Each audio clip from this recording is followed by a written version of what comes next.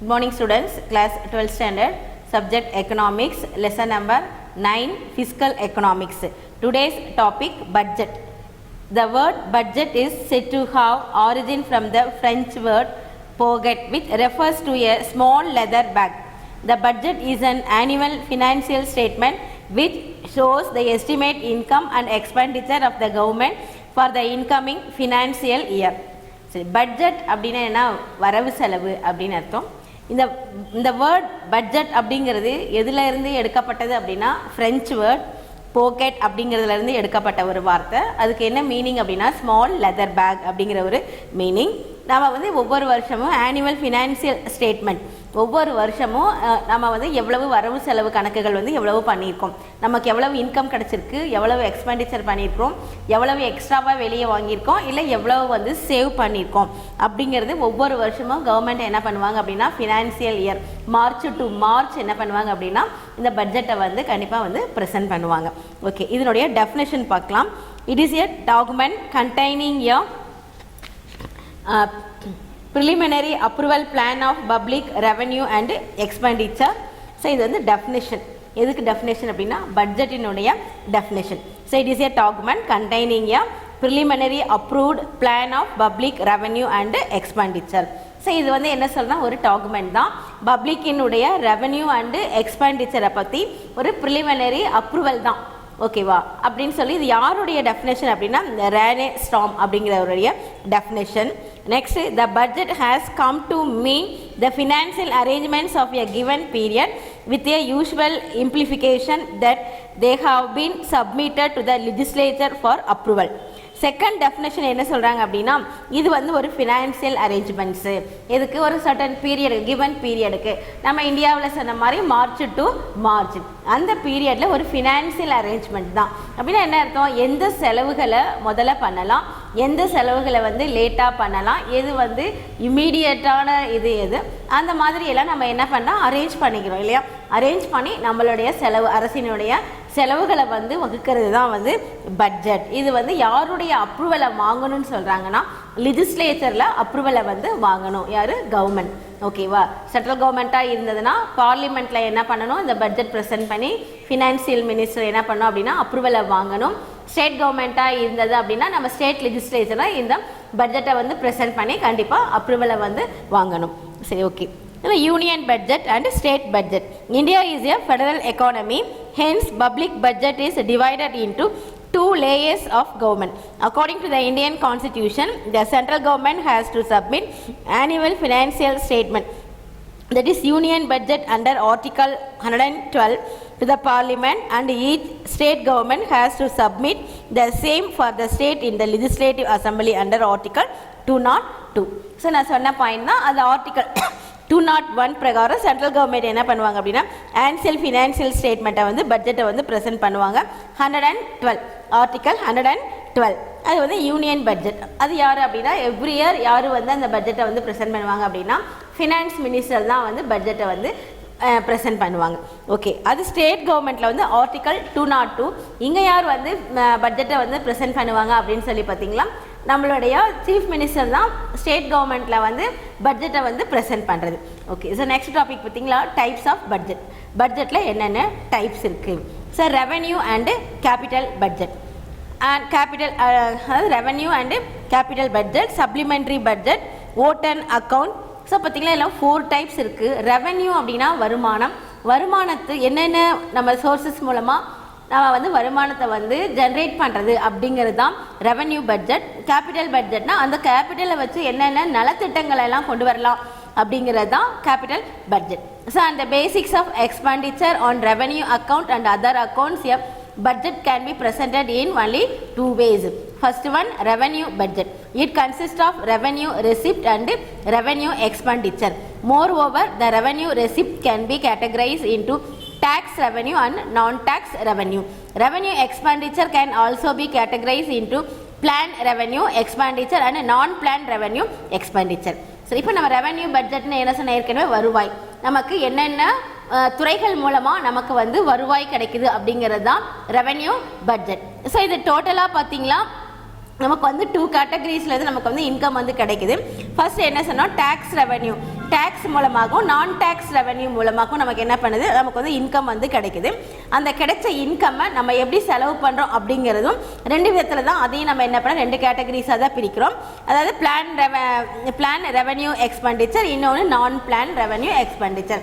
அதாவது திட்டமிட்டு செலவு பண்ணுறது, சில நேரங்களில் திட்டமிடாமலே சில செலவுகள் வந்து ஏற்படும். அது வந்து நான் டேக்ஸ் பிளான் ரெவன்யூ அப்படின்னு நம்ம எக்ஸ்பெண்டிச்சர் அப்படின்னு நம்ம சொல்கிறோம். ஸோ இது வந்து revenue budget. Next topic, capital budget. It consists of capital receipt and capital expenditure. In this case, the main sources of capital receipts are loan, advances, etc. On the other side, capital expenditure can be categorized into planned capital expenditure and non-planned capital expenditure. So capital budget அப்படிங்கிறது இதுவும் அதே மாதிரி தான் receipt and capital receipt and capital expenditure தான். இதில் வந்து capital receipt வந்து எதில் வந்து இன்க்ளூட் ஆகுது அப்படின்னா லோன், அட்வான்ஸ் இதையெல்லாம் கேபிட்டல் ரெசிப்டில் வந்து இன்க்ளூட் ஆகிடுது. இன்னொரு சைட் பார்த்திங்களா கேபிட்டல் எக்ஸ்பெண்டிச்சர், அதில் வந்து என்ன வந்து இன்க்ளூட் ஆகுது அப்படின்னா பிளான் கேபிட்டல் எக்ஸ்பெண்டிச்சர் அண்ட் நான் plan capital expenditure.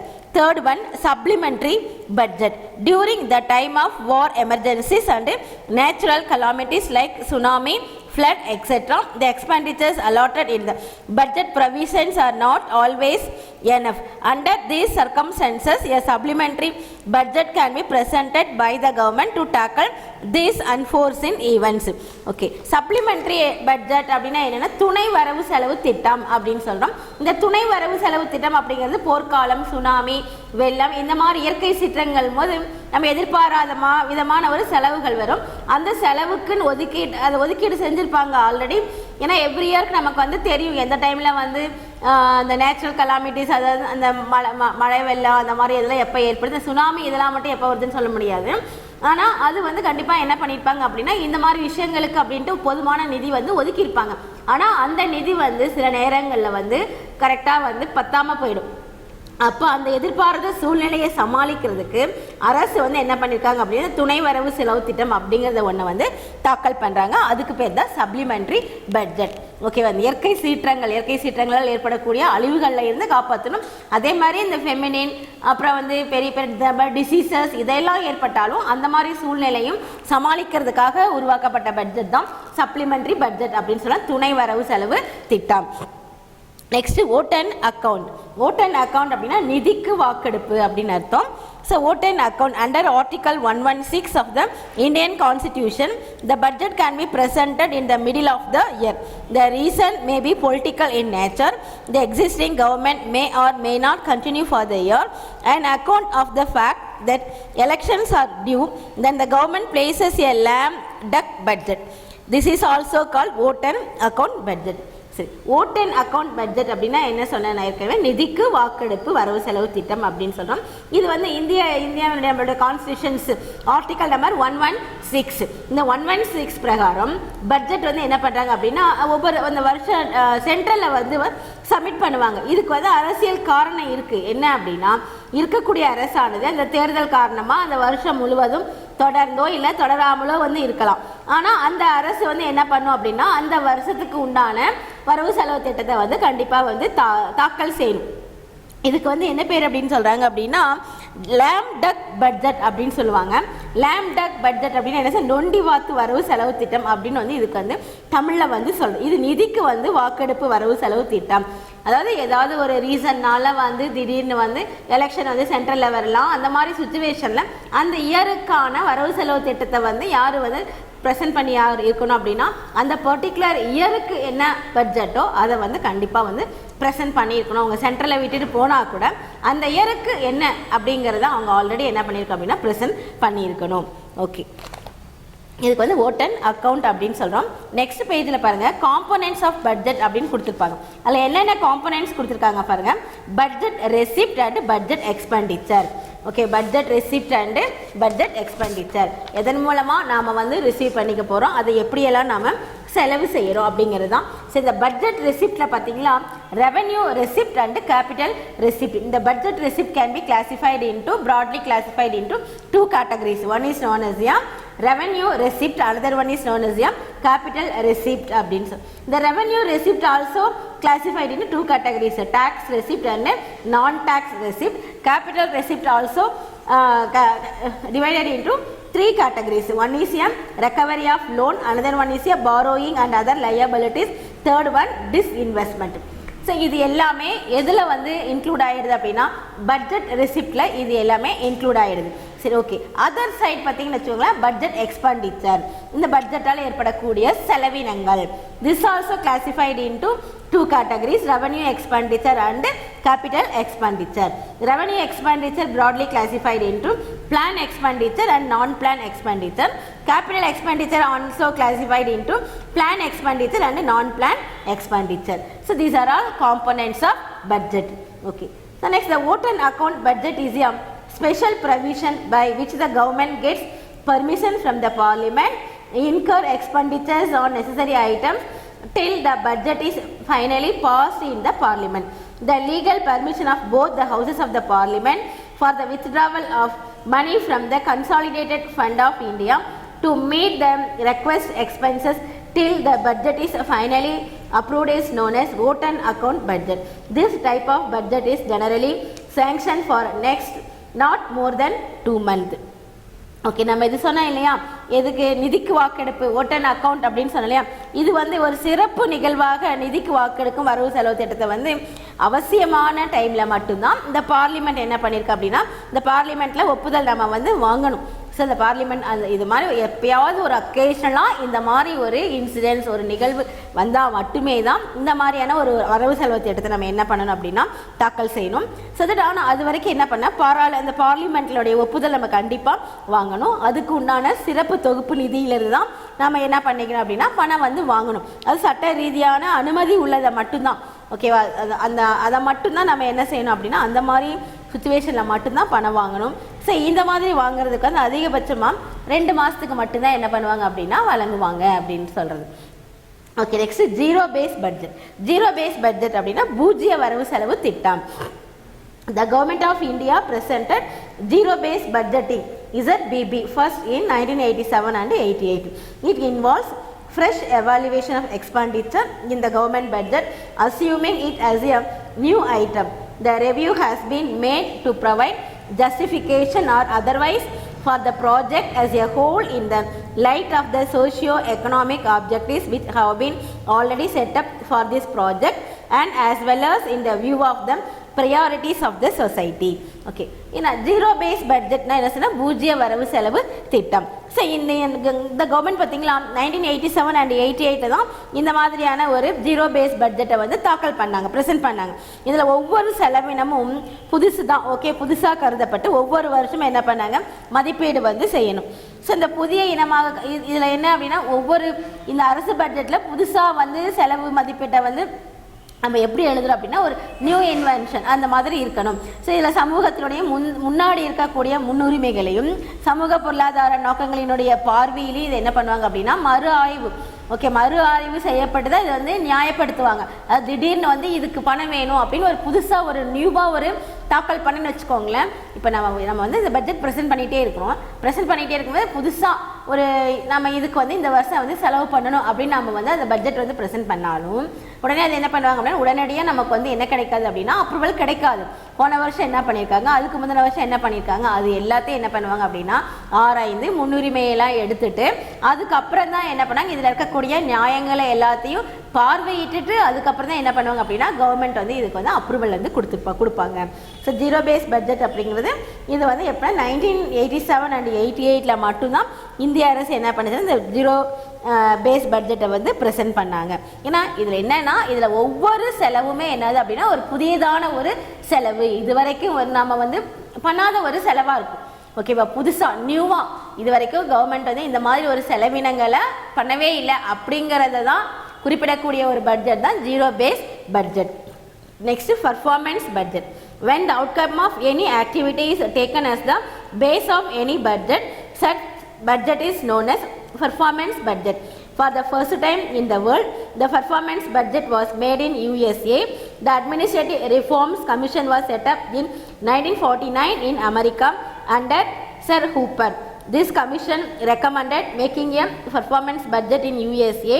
In the performance budget, it is the compulsion of the government to tell what is done, how much done for the betterment of the people in India. The performance of budget is also known as outcome budget.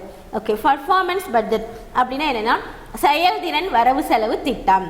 So எந்த ஒரு வரவு செலவு திட்டத்தினுடைய வெளியீட்டின் அடிப்படையில் பார்த்தீங்களா வரவு செலவு திட்டம் அமைந்துச்சு அப்படின்னா அது வந்து என்ன சொல்கிறேன் செயல்திறன் வரவு செலவு திட்டம் அப்படின்னு சொல்கிறேன். இது உலகில் பார்த்தீங்களா முதல்ல இது எங்கே அறிமுகப்படுத்துனாங்க அப்படின்னு சொல்லலாம் அமெரிக்காவில் தான் ஃபஸ்ட் வந்து இது இன்ட்ரடியூஸ் பண்ணாங்க. 1949 இது என்ன பர்பஸ்க்காக கொண்டு வந்ததுன்னா ஃபார் அட்மினிஸ்ட்ரேஷன் பர்பஸ், நிர்வாக சீர்திருத்தத்தின் அவங்களுடைய அந்த குழு நிர்வாக சீர்திருத்தத்தின் காரணமாக தான் இந்த பட்ஜெட்டை வந்து அந்த பர்ஃபார்மன்ஸ் பட்ஜெட்டை வந்து புதுசாக வந்து இன்ட்ரடியூஸ் பண்ணாங்க. அது வந்து யாரும் இந்த நிர்வாக சீர்திருத்த குழு தான் வந்து இதை வந்து என்ன செய்யுது அப்படின்னா அமைச்சிருக்கு. அந்த குழுவினுடைய பரிந்துரையின்படி செயல்திறன் வரவு செலவு திட்டம் வந்து அமெரிக்காவில் அமைச்சாங்க. மக்களுடைய நலனுக்காக தான் இந்த வரவு செலவு திட்டத்தில் என்ன செய்தோம் எவ்வளவு செய்தோம் அப்படிங்கிறத மக்களுக்கு தெரிவிக்கணும். ஓகே, என்ன செஞ்சுருக்கிறோம் எவ்வளவு செஞ்சோம். ஸோ இந்தியாவிலிருந்து செயல்திறன் வரவு செலவு திட்டத்தை சாதனை திட்டம் அப்படின்னு நம்ம இந்தியாவில் வந்து சொல்கிறாங்க.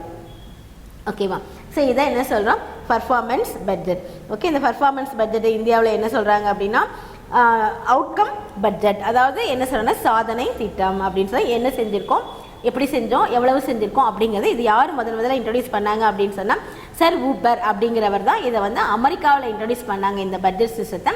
அந்த பட்ஜெட் சிஸ்டத்தை நாமளே என்ன பண்ணிகிட்ருக்கோம் அப்படின்னா எல்லாம் இதையும் நம்ம ஃபாலோ பண்ணிகிட்ருக்கிறோம். Okay, so next one balanced budget versus unbalanced budget.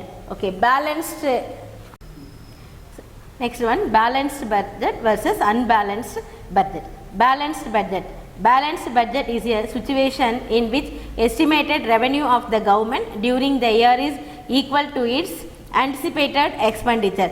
Government estimate revenue equal to government proposed expenditure. So next பார்த்தீங்களா balanced budget versus unbalanced budget. பேலன்ஸ்னா சமநிலை மற்றும் சமனற்ற வரவு செலவு திட்டம் அப்படின்னு. இப்போ சமநிலை வரவு செலவு திட்டம் அப்படின்னா ஒரு குறிப்பிட்ட வருஷத்தில் அரசு எதிர்பார்க்கிற வருவாயும் திட்டமிட்ட செலவும் சமமாக இருந்தது அப்படின்னா அதை நம்ம என்ன சொல்கிறோம் பேலன்ஸ்டு பட்ஜெட் சமநிலை வரவு செலவு திட்டம் அப்படின்னு சொல்கிறோம். அதாவது கவர்மெண்ட் எஸ்டிமேட்டட் ரெவன்யூ அப்படின்னா என்னென்னா அரசின் திட்டமிட்ட வருவாய் equal to government proposed expenditure அரசின் எதிர்நோக்கும் செலவுகள் அது ரெண்டும் ஈக்குவலாக பேலன்ஸாக இருந்தது அப்படின்னா அதை நம்ம என்ன சொல்கிறோம் அப்படின்னா பேலன்ஸ்டு பட்ஜெட் அப்படின்னு சொல்கிறோம். பாருங்கள் டைப்ஸ் ஆஃப் பட்ஜெட்டில் டிஃபிசிட் பட்ஜெட் அதில் வந்து expenses greater than revenue, balanced பட்ஜெட்டில் expenses equal to revenue, surplus budget வந்து எக்ஸ்பென்சஸ் அதாவது எக்ஸ்பென்ஸ் வந்து என்னவாக இருக்கணும் அப்படின்னா கம்மியாக இருக்கணும், ரெவன்யூ வந்து அதிகமாக இருக்கணும். Okay, next unbalanced budget. The budget in which revenue and expenditure are not equal to each other is known as unbalanced budget. அன்பேலன்ஸ்னால் என்ன சொன்னால் சமனற்ற வரவு செலவு திட்டம் அப்படின்னு சொல்கிறோம். இந்த சமனற்ற வரவு செலவு திட்டத்தில் பார்த்திங்கன்னா எது ஈக்குவலாக இருக்கணும்னு சொல்கிறோம். அதாவது அரசு எதிர்பார்க்குற வருவாயும் திட்டமிட்டுள்ள செலவும் சமமாக இல்லாமல் இருந்தது அப்படின்னா அது சமநிலை இல்லா வரவு செலவு திட்டம் அப்படி. ஸோ இந்த அன்பேலன்ஸ்டு பட்ஜெட்டில் பார்த்தீங்கன்னா 2 டைப்ஸ் இருக்குது. One is a surplus budget, another one is a deficit budget. சர்ப்ளஸ்னா உபரி வரவு செலவு திட்டம், டிஃபிசிட் பட்ஜெட் அப்படின்னா பற்றாக்குறை வரவு செலவு திட்டம். First one surplus budget. The budget is a surplus budget when estimated revenue of the year are greater than anticipated expenditure. That is government estimated revenue equal to estimated government expenditure. சரி, இதில் நம்ம என்ன சொன்னோம், அதாவது சமநிலையற்ற வரவு செலவு திட்டத்தை பார்த்தீங்கன்னா 2 கேட்டகரிஸாக பிரிச்சிருக்கோம் அப்படின்னு சொன்னோம். ஒன்று வந்து சர்ப்ளஸ் பட்ஜெட், அனதர் ஒன் வந்து என்ன சொன்னோம் டிஃபிசிட் பட்ஜெட் அப்படின்னு சொன்னோம். சர்ப்ளஸ் பட்ஜெட் அப்படிங்கிறது என்ன, உபரி வரவு செலவு திட்டம். ஒரு குறிப்பிட்ட வருஷத்தில் அரசு எதிர்பார்க்கிற வருவாய் திட்டமிடப்பட்ட செலவை விட அதிகமாக இருந்துச்சு அப்படின்னா அது வந்து உபரி வரவு செலவு திட்டம் அப்படின்னு சொல்லலாம். ஓகே, அதாவது என்னன்னா government estimated revenue equal to estimated government expenditure அரசு எதிர்பார்க்கிற வருவாய் திட்டமிடப்பட்டனுடைய செலவு இதுதான். ஸோ டெஃபிசிட் பட்ஜெட் அப்படின்னா பற்றாக்குறை வரவு செலவு திட்டம். So deficit budget is one where the estimated government expenditure is more than expected revenue. அதாவது ஒரு குறிப்பிட்ட வருஷத்தில் அரசு எதிர்பார்க்கிற வருவாய் திட்டமிடப்பட்டுள்ள செலவை விட குறைவாக இருந்தால் அது வந்து பற்றாக்குறை வரவு செலவு திட்டம் அப்படின்னு சொல்கிறோம். So government estimated revenue is less than government proposed expenditure. So this is deficit budget. Okay, surplus budget na enna sonom government estimated revenue is less than estimated government expenditure. Idhula government estimated revenue is greater than government proposed expenditure. சரி, இதில் budgetary procedure, இந்த வரவு செலவு திட்ட முறைகள் அப்படின்னு இருக்கு. So the budgetary procedure refers to the system through which the budget is prepared, enacted and executed. இந்த வரவு செலவு திட்ட செயல்முறைகள் அப்படிங்கிறது இந்த வரவு செலவு திட்டத்தை வந்து தயாரிக்கிறது, தாக்கல் செய்கிறது, அடுத்து செயல்படுத்துறது, இது மூணையுமே உள்ளடக்கியது தான் என்னன்னு சொல்கிறோம் பட்ஜெட்டரி ப்ரொசீஜர். இதையெல்லாம் சொல்கிறோம் பட்ஜெட்டை வந்து ப்ரெசென்ட் பண்ணுறது, அதாவது ப்ரிப்ரேஷன் பண்ணுறது. ப்ரிப்ரேஷன் பண்ணினதை வந்து என்ன பண்ணணும், அதாவது அதை வந்து முதல்ல ப்ரிப்ரேஷன் பண்ணணும். ப்ரிப்ரேஷன் பண்ணினதை என்ன செய்யணும், ப்ரெசென்ட் பண்ணணும். ப்ரெசென்ட் பண்ணினதை என்ன பண்ணணும், அடுத்து செயல்படுத்தணும். ஓகே, இது மூணும் சேர்ந்தது தான் நம்ம என்னன்னு சொல்கிறோம் budgetary procedure. First one, preparation of the budget. The Ministry of Finance prepares the central budget every year. At the state level, the finance department is responsible for the annual state budget. While preparing the budget, the following factors are taken into account. The macroeconomic target to be achieved within a plan period. The basic strategy of the budget. The financial requirements of different project. Estimate if the revenue expenditure includes defense expenditure, subsidy, interest, payment on debit, etc. Estimate of the capital expenditure included development of railway, roadways, irrigations, etc. Estimates of revenue received from tax and non-tax revenue. Estimates of capital received from the recovery of loan, disinvestment of public sector units, market borrowing, etc. Estimate of the gap between revenue received and revenue expenditure, and estimate of fiscal deficit, primary deficit and revenue deficit. Okay, இதில் நம்ம என்ன சொன்னோம் அப்படின்னா இந்த வரவு செலவு preparation of the budget சொன்னோம். இந்த ப்ரிப்ரேஷன் ஆஃப் பட்ஜெட்டில் பார்த்தீங்களா ஏன்னா மினிஸ்ட்ரி ஆஃப் ஃபினான்ஸ் இவங்க தான் வந்து இந்த பட்ஜெட்டை வந்து ப்ரிப்பேர் பண்ண போகிறாங்க. சென்ட்ரல் கவர்மெண்ட் தான் முதல்ல ப்ரிப்பேர் பண்ணும். அதாவது சென்ட்ரல் கவர்மெண்ட் வந்து மினிஸ்ட்ரி ஆஃப் ஃபினான்ஸ் டிபார்ட்மெண்ட் அவங்க தான் வந்து ப்ரெசென்ட் பண்ணுவாங்க. ஸ்டேட் கவர்மெண்ட்டில் பார்த்தீங்கன்னா ஃபினான்சியல் டிபார்ட்மெண்ட் வந்து அதுக்கு வந்து ரெஸ்பான்சிபிள். ஸோ அவங்க வந்து என்னென்ன இந்த ப்ரிப்ரேஷன் ஆஃப் பட்ஜெட்டை வந்து ப்ரிப்பேர் பண்ணும்போது என்னெல்லாம் கவனத்தில் அவங்க எடுத்துக்கணும் அப்படின்னு சொல்லி பார்த்தீங்களா, first one the macro economic target to be achieved within a plan period. இந்த பேரியல் பொருளாதார கொள்கை இலக்குகளை என்ன பண்ணும் அப்படின்னா அந்த திட்ட காலத்திற்குள்ள அவங்க அடையணும். இந்த basic strategy of the budget வரவு செலவு திட்டத்தின் யுத்திகளை வந்து ஃபாலோ பண்ணணும். The financial requirements of different projects பல்வேறு திட்டங்களுக்கான நிதி தேவைகள். Next estimate of the revenue expenditure.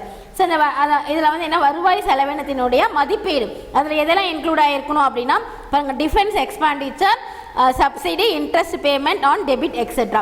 பாதுகாப்பு செலவினம், மானியம், கடனுக்கான வட்டி செலுத்துதல், இது எல்லாத்துலேயும் அதில் இன்க்ளூட் பண்ணியிருக்கணும். Next estimate of the capital expenditures include development of railway, roadways, irrigation. இந்த மூலதன செலவினத்தினுடைய மதிப்பீடு ரயில்வே, சாலை, பாசன வளர்ச்சி, இதுக்கெல்லாம் எவ்வளவு செலவு பண்ணுறோம். Next estimate of revenue receipt from tax and non tax revenue வரி மற்றும் வரியற்ற வருவாய் செலவுகளினுடைய மதிப்பீடு வந்து என்ன, ஏன்னா அதுவும் நம்ம அது மூலமாக நம்ம என்ன பண்ணுறோம் இன்கம்மை வந்து ஜெனரேட் பண்ணுறோம் இல்லையா tax and non tax revenue மூலமாக. ஸோ தட் அதையும் நம்ம என்ன பண்ணணும் கிளாசிஃபை பண்ணியிருக்கணும். Next estimate of capital receipt from the recovery of loan, disinvestment of public sector units, market borrowing etcetera. So இது வந்து என்னென்னா கடன்களினுடைய திரும்ப செலுத்துதல், பொதுத்துறையினுடைய முதலீட்டு குறைப்பு, அந்த அங்காடி பெறுதல்கள், இந்த மாதிரியான விஷயங்களில் மூலதன வரவு செலவுகளினுடைய மதிப்பீடு. Estimate of the gap between revenue receipt and revenue expenditure. So வருவாய் வரவுகளுக்கும் வருவாய் செலவுகளுக்கும் இடையிலான இடைவெளியினுடைய மதிப்பீடு. Estimate of fiscal deficit, primary deficit and revenue receipt. நிதி பற்றாக்குறை, முதன்மை பற்றாக்குறை மற்றும் வருவாய் பற்றாக்குறையினுடைய மதிப்பீடு. ஸோ தட் பாருங்கள் ப்ராசஸ் இந்த ப்ரிப்ரேஷன் ஆஃப் த பட்ஜெட்டில் என்னென்ன ப்ராசஸ் கொடுத்துருக்காங்க பாருங்கள். ஒரு பிளாக் டயக்ராம் கொடுத்துருக்காங்களா. ஒரு budget estimates are prepared by the ministry of finance. Next, based on the estimated income and expenditure of various ministries and departments, sent to the Ministry of Finance, prepares budget presented by the Finance Minister to the Cabinet for approval. Budget is ready for presentation to the Parliament. So வரவு செலவு திட்டம் தயாரிக்கும் வழிமுறைகள். அதுக்கப்புறம் என்ன பண்ண நிதி அமைச்சகம் வரவு செலவு திட்ட மதிப்பீட்டை வந்து தயார் செய்வாங்க. பல்வேறு துறைகள் வருமானம் மற்றும் செலவு மதிப்பீடுகளை வந்து நிதி அமைச்சகத்துக்கு என்ன பண்ணுவாங்க, அனுப்புவாங்க. அப்புறம் வரவு செலவு திட்டம் வந்து ஃபைனலாக ப்ரிப்பேர் ஆகும், தயாராகும். அப்புறம் மந்திரி சபை ஒப்புதலுக்கு என்ன பண்ணுவாங்க, நிதியமைச்சர் வந்து அனுப்புவார் கேபினெட்டுக்கு கண்டிப்பாக. ஏன்னா கேபினெட்டில் தான் அங்கே தான் வந்து அவர் என்ன பண்ணுவார், ப்ரெசென்ட் பண்ணுவார். ஓகே, அதுக்கு முன்னாடி இது யார்கிட்ட கொண்டுட்டு போயிருப்பாரு, ஜனாதிபதி பிரசிடென்ட்டினுடைய அப்ரூவலும் அவர் என்ன பண்ணியிருப்பார் அப்படின்னா வாங்கிடுவார். பிரசிடென்ட்டினுடைய அப்ரூவல் ப்ளஸ் வந்து பிரைம் மினிஸ்டருடைய அப்ரூவல், இது ரெண்டும் கிடைச்சதுக்கு அப்புறம் தான் பார்லிமெண்ட்டில் வந்து யார் ப்ரெசென்ட் பண்ணுவாங்க அப்படின்னா அந்த பட்ஜெட்டுக்கு முன்னாடி அந்த அந்த உரை அப்படின்னு சொல்லுவாங்க இல்லையா, அதை வந்து யாருன்னா அன்னைக்கு வந்து கண்டிப்பாக வந்து பிரசிடென்ட் வந்து தான் அது என்ன பண்ணுவாருன்னா ஃபஸ்ட்டு இன்னைக்கு வந்து பட்ஜெட் ப்ரெசென்ட் பண்ண போகிறாங்க அப்படிங்கிறதுக்கு முன்னாடி ஒரு ½ அன் அவர் அவருடைய கீனோட் அட்ரஸ் வந்து கண்டிப்பாக இருக்கும். ஸ்டேட் கவர்மெண்ட்டாக இருந்தது அப்படின்னா கவர்னருடைய கீனோட் அட்ரஸ் கண்டிப்பாக ப்ரெசென்ட் ஆகிருக்கும். ஸோ நெக்ஸ்ட் பாராளுமன்றத்தில் பட்ஜெட் தாக்கல் செய்வதற்கான தயார் நிலையில் வந்து இருக்கும். இதுதான் process in the preparation of the budget. ஓகேவா, budget estimates are prepared by the ministry of finance based on the estimated income and expenditure of various ministers and departments sent to the ministry of finance prepares budget presented by the finance minister to the cabinet for approval. Okay, next பாத்தீங்களா presentation of the budget. Okay, the honorable minister of finance on behalf of the central government places the union budget before parliament on the eve of the new financial year. Similarly, at state level, the honorable finance minister of the respective state government places the state budget before the state legislature. According to the Indian constitution, all money bills must be initiated in the lower house. All the money bills are first placed before the Lok Sabha at the center and before the Vidhan Sabha at the state level. The demands of the various tax proposals are included in the budget.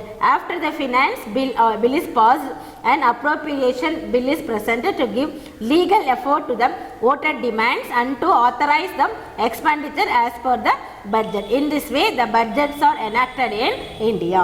சரி, இது presentation of the budget. எப்படி இந்த எப்போ வந்து எப்படி present பண்ணுவாங்க இல்லையா, நம்ம தான் ஏற்கனவே சொல்லியிருக்கோம்.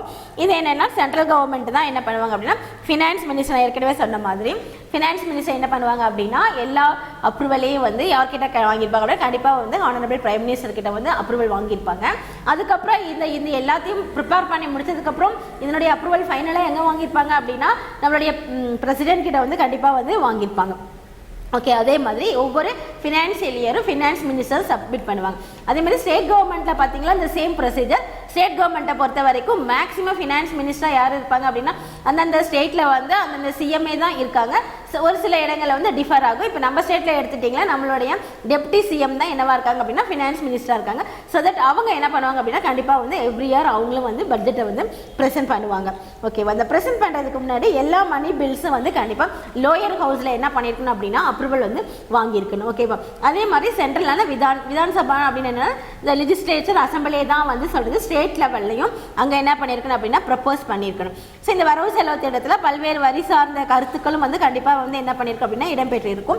இந்த நிதி மசோதா நிறைவேற்ற பின்னர் என்ன பண்ணுவாங்க அப்படின்னா வாக்களிப்பு நடக்கும் இல்லையா. இப்போ வந்து மேக்ஸிமம் பார்த்தீங்கன்னா அறுதி பெரும்பான்மை வாங்கியிருந்தாங்களா, அவங்க என்ன பண்ணுவாங்க அவங்களுடைய அந்த ஒப்புதல் அவங்க வாக்களிப்புக்கு வந்து இடமே கொடுக்கவே வேண்டிய அவசியமே இல்லை. ஏன்னா அவங்க ரொம்ப அதிகமான ஒரு மெம்பர் ஆஃப் பார்லிமெண்ட்டை வந்து அவங்க அதிகமான எம்பிஸ் அவங்க கிட்ட இருந்தாங்களா, இந்த வாக்களிப்பு இல்லாமலே கூட அவங்களுடைய சட்டம் என்ன ஆகிடும் ஈஸியாக வந்து பாஸ் ஆயிடும். ஓகே, அந்த மாதிரி இல்லை ஒரு பேலன்ஸ்டாக இருக்காங்க அப்படிங்கிற சுச்சுவேஷனில் தான் இந்த கண்டிப்பாக வந்து இந்த வாக்களிப்பு வந்து நடக்கும். அதுக்கப்புறம் வந்து இந்த ரெண்டு ஹவுசஸுமே lower houses and upper houses ரெண்டுலேயுமே இது என்ன பண்ணணும் அப்படின்னா இதுக்கு வந்து இந்த ஒப்புதல் வந்து கண்டிப்பாக வந்து வாங்கணும். அதுக்கப்புறம் தான் இந்தியாவினுடைய வரவு செலவு திட்டம் என்ன பண்ணுறாங்க அப்படின்னா தாக்கல் செய்கிறாங்க. தேர்ட் ஒன் வந்து பார்லிமெண்டரி கண்ட்ரோல் ஓவர் த அது எக்ஸிக்யூஷன் ஆஃப் த பட்ஜெட். எக்ஸிக்யூஷன்னா எப்படி இந்த வரவு செலவு திட்டத்தை வந்து செயல்படுத்துறது. So the budget is mainly executed by different department of the government. Prepare execution of the budgetary provisions are important for the efficient utilization of the allotted fund. Okay, so in the government accounts are maintained in 3 parts: consolidated fund, contingency fund and public accounts. So இந்த வரவு செலவு திட்டத்தை எப்படி செயல்படுத்துகிறாங்க அப்படின்னு சொல்லி பார்த்தீங்களா, அதாவது வரவு செலவு திட்டத்தில் அந்தந்த துறைக்குன்னு அமௌண்ட் வந்து ஒதுக்கிப்பாங்க இல்லையா, அந்த பணத்தை வந்து பயனுள்ள வகையில் தான் வந்து செலவு வந்து பண்ணணும். அந்த பார்லிமெண்ட் என்னென்ன கட்டுப்பாடுகளை கொடுத்துருக்கு அப்படின்னா ஒரு 3 கேட்டகரிஸில் வந்து என்ன பண்ணுதுன்னா பராமரிக்குது. ஃபர்ஸ்ட் ஒன் என்ன சொன்னால் கன்சாலிடேட்டட் ஃபண்ட், தொகுப்பு நிதி. இப்போ ஒரு எம்பி இருக்காங்க, ஒரு எம்எல்ஏ இருக்காங்க அப்படின்னா அவங்களுக்கு வந்து இந்த வருஷத்துக்கு அவங்களுடைய தொகுதிக்கு வந்து இவ்வளவு செலவு பண்ணலாம் அப்படிங்கிறது தான் அந்த தொகுப்பு நிதி அப்படிங்கிறது. அடுத்து வந்து கான்டின்ஜென்சி ஃபண்ட் அப்படிங்கிறது அவசர நிதி. ஓகே, திடீர்னு ஒரு அவசரம், திடீர் நாட்டில் ஒரு வார் வந்துடுச்சு, அந்த மாதிரி சுச்சுவேஷனில் அவசரமாக பயன்படுத்தக்கூடிய ஒரு நிதி தான் கண்டென்ஜென்சி ஃபண்ட் அப்படின்னு சொல்கிறது. பப்ளிக் அக்கௌண்ட்ஸ் அப்படிங்கிறது என்னன்னா பொது கணக்கு. So there are also two committees of parliament, the public accounts committee and estimate committee. So these committees keep a constant vigil on the expenditure so that no ministry or department exceeds the amount sanctioned to it. So இந்த வரவு செலவு திட்டத்தை வந்து கட்டுப்படுத்துறதுக்கு அப்படின்னு பாராளுமன்றத்தால் என்ன பண்ணியிருக்காங்க அப்படின்னா 2 குழுக்களை வந்து அமைச்சிருக்காங்க. ஒன்று வந்து என்ன சொல்ற, இந்த பப்ளிக் அக்கௌண்ட்ஸ் கமிட்டி, அதாவது பொது கணக்கு குழு. செகண்ட் என்ன சொல்கிறோம் அப்படின்னா எஸ்டிமேட் கமிட்டி அப்படின்னா மதிப்பீட்டு குழு. இந்த குழுக்கள் என்ன பண்ண அப்படின்னா எந்த அமைச்சகமும் எந்த துறையும் அனுமதிக்கப்பட்ட தொகையை விட அதிகமாக வந்து செலவு பண்ணக்கூடாது. அதிகமாக செலவு பண்ணாமல் என்ன பண்ணும் அப்படின்னா இந்த 2 டிபார்ட்மெண்ட், இந்த 2 குழுக்களும் அவங்கள வந்து கண்காணிக்கும். ஓகே, ஸோ இது எல்லாமே எதில் வந்துடுது அப்படின்னா அதாவது பட்ஜெட் என்ன எந்த கேட்டகரியில் இது எல்லாமே அடங்கிடுது, பட்ஜெட்டரி ப்ரொசீஜரில் வந்து அடங்கிடுது. ஓகே, நெக்ஸ்ட் பார்த்தீங்களா பட்ஜெட்டரி டிஃபிசிட் அப்படின்னா என்ன அர்த்தம் அப்படின்னா வரவு செலவு திட்ட பற்றாக்குறைகள். எப்பயுமே எல்லா இடத்துலையுமே இது வந்து நடக்கிறது தான். So budget deficit is a situation when budget receipt are less than budget expenditure. This situation is also known as government deficit. It refers into 4 major types: revenue deficit, budget deficit, fiscal deficit and primary deficit. அப்படி சரி, நான் இப்போ என்ன நம்ம சொன்னால் வரவு செலவு திட்ட பற்றாக்குறைகள். இந்த வரவு செலவு திட்ட பற்றாக்குறை அப்படிங்கிறது வரவு செலவு திட்டத்தில் உள்ள வருவாயை விட செலவை விட எப்படி இருக்கணுங்கிறாங்க, குறைவாக இருக்கணும். அந்த நிலையில் இருந்ததுதான் அரசுக்கு வந்து பற்றாக்குறை அப்படின்னு சொல்ல. நமக்கு வரக்கூடிய வருமானத்தை விட செலவு அதிகமாக பண்ணிட்டோமா, அது என்ன ஆகிடும், பற்றாக்குறை பட்ஜெட் தான். ஸோ இதில் வந்து பார்த்தீங்கன்னா ஒரு 4 கேட்டகரிஸில் வந்து இந்த டெஃபிசிட் இருக்குது, பற்றாக்குறை இருக்குது.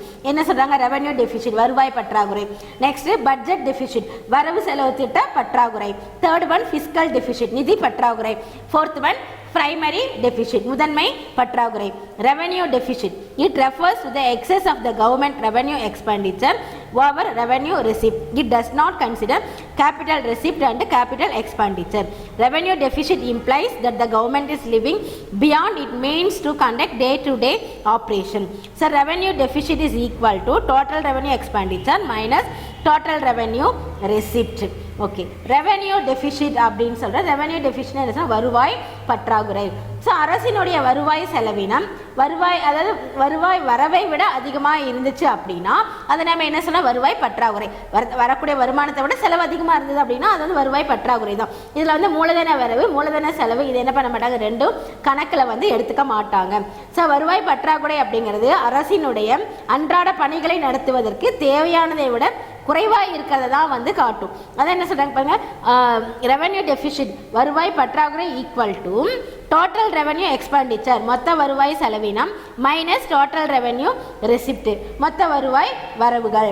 இது எப்படி இருக்கணும் பாருங்க, RE minus RR is great, அதாவது லெஸ் தென் 0, 0வை விட அதே இது ரெண்டும் எப்படி இருக்கணும், 0வை விட அதிகமாக இருக்கணும் அப்படி. Okay, next budget deficit. Budget deficit அப்படிங்கிறது என்ன, வரவு செலவு திட்ட பற்றாக்குறை. So budget deficit is the difference between total receipt and total expenditure both revenue and capital. So budget deficit is equal to total expenditure minus total revenue. So budget deficit வரவு செலவு திட்ட பற்றாக்குறை.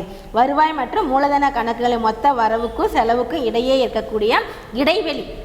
ஓகேவா, அதுதான் என்னன்னு சொல்கிறோம் அப்படின்னா பட்ஜெட் டெஃபிசிட். வரக்கூடிய வருமானத்துக்கும் செலவுக்கும் இடையில் எவ்வளவு கேப் இருக்குது, ரொம்ப அதிகமாக இருந்தது அப்படின்னு நம்ம என்ன பண்ண வேண்டியது, பக்கத்து நாட்டில் மற்ற நாடுகளுக்கு இடையில் நம்ம வந்து பணம் வந்து கடன் வாங்க வேண்டிய சூழ்நிலை தான். அதுதான் வந்து so budget deficit equal to total எக்ஸ்பெண்டிச்சர்னா மொத்த செலவு மைனஸ் டோட்டல் ரெவென்யூ மொத்த வரவு. ஓகே, நெக்ஸ்ட் ஃபிஸ்கல் டெஃபிசிட் அப்படிங்கிறோம். Fiscal deficit equal to budget deficit plus government market borrowings and liabilities. Fiscal நிதி பற்றாக்குறை. நிதி பற்றாக்குறை ஈக்குவல் டு என்ன சொல்கிறோம், வரவு செலவு திட்ட பற்றாக்குறை மைனஸ் அரசின் அங்காடி கடன்களும் ஏனைய பொறுப்புகளும். எனவே நிதி பற்றாக்குறை அப்படிங்கிறது வரவு செலவு பற்றாக்குறையை விட அதிகமானது. That is known as a fiscal deficit. Last one primary deficit அப்படின்னா முதன்மை பற்றாக்குறை. Primary deficit is equal to fiscal deficit minus interest payment. So it ஷேஸ் the real burden of the government and it does not include the interest burden and loan taken in the past. Thus primary deficit reflect borrowing requirements of the government exclusive of interest payment. So primary deficit is equal to fiscal deficit minus interest payment. So முதன்மை பற்றாக்குறை அப்படின்னு சொல்கிறேன் இல்லையா, அப்படின்னா முதன்மை பற்றாக்குறை அப்படிங்கிறது என்ன, நிதி பற்றாக்குறையிலிருந்து வட்டி செலுத்துறத வந்து அதை மைனஸ் பண்ணவா இருக்கக்கூடியது தான் முதன்மை பற்றாக்குறை. இது அரசினுடைய உண்மையான சுமை தான். இதில் வந்து முன்னர் வாங்கிய கடனுக்கான வட்டியை என்ன பண்ண மாட்டாங்க, கணக்கில் வந்து இதை எடுத்துக்க மாட்டாங்க. எனவே அரசினுடைய முதன்மை பற்றாக்குறை அப்படிங்கிறது அரசின் கடனுக்கான குறிப்பான வட்டி செலுத்துறதுக்கான தேவையை வந்து குறிக்குது. எனவே இந்த நிதி பற்றாக்குறை அப்படிங்கிறது முதன்மை பற்றாக்குறையை விட எப்படி இருக்கும், அதிகமாக தான் இருக்கும். So that primary deficit is equal to fiscal deficit minus interest payment. அதாவது முதன்மை பற்றாக்குறை ஈக்குவல் டு நிதி பற்றாக்குறை மைனஸ் வட்டி செலுத்துதல் அப்படிங்கிறது. ஸோ தட் இந்த கிளாஸில் நம்ம என்ன பார்த்தோம் அப்படின்னா பட்ஜெட்டை ஃபுல்லாக பார்த்துருக்கோம் இல்லையா. பட்ஜெட், அந்த பட்ஜெட்டில் வந்து டைப்ஸ் ஆஃப் பட்ஜெட் என்னெல்லாம் பார்த்தோம், revenue capital budget, supplementary budget, vote and account and zero base budget, performance budget அதெல்லாம் பார்த்தோம். அப்புறம் பேலன்ஸ்டு பட்ஜெட்னா என்னென்னு பார்த்தோம், அன்பேலன்ஸ்டு பட்ஜெட்னா என்னென்னு பார்த்தோம். அப்புறம் அடுத்து பார்த்தீங்களா பட்ஜெட் ப்ரொசீஜர் எல்லாம் பார்த்தோம். ப்ரிப்ரேஷன் ஆஃப் த பட்ஜெட் பார்த்துருக்கோம், ப்ரெசன்டேஷன் ஆஃப் த பட்ஜெட் பார்த்தோம். அப்புறம் அடுத்து வந்து எக்ஸிக்யூஷன் ஆஃப் த பட்ஜெட் பார்த்துருக்கோம். அதே மாதிரி பட்ஜெட்டரி டெஃபிசிட்டும் பார்த்தோம். ஸோ ரெவென்யூ டெஃபிசிட்னா என்னென்னு பார்த்துருக்குறோம், பட்ஜெட் டெஃபிசிட்னா என்னென்னு பார்த்தோம், ஃபிஸ்கல் டெஃபிசிட்னா என்னென்னு பார்த்துருக்குறோம், பிரைமரி டெஃபிசிட்னா என்னென்னு பார்த்துருக்கோம். Thank you students.